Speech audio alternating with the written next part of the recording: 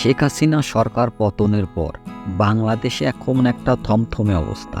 বিশেষ করে যারা আওয়ামী লীগ সরকারের আমলে অনেক নেতাকর্মী, যারা বিভিন্ন দুর্নীতি মামলার আসামি এবং হত্যাযজ্ঞের সাথে সম্পর্কযুক্ত।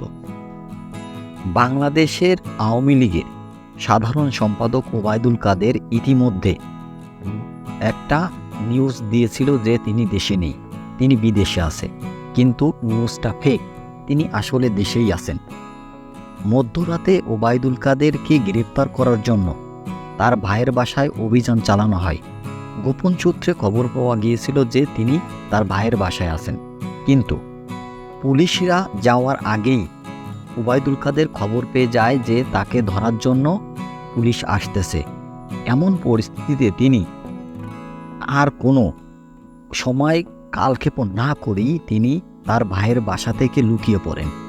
অবশেষে বিশাল এক অভিযান সফল হওয়ার পথে ছিল, কিন্তু কোনো একটা মাধ্যমে বাংলাদেশ আওয়ামী লীগের সাধারণ সম্পাদক ওবায়দুল কাদেরকে ধরা সম্ভব হয়নি, যা ইতিমধ্যেই ভাইরাল হয়ে গিয়েছে যে ওবায়দুল কাদের গ্রেপ্তার হয়েছে এবং তিনি দেশে নেই।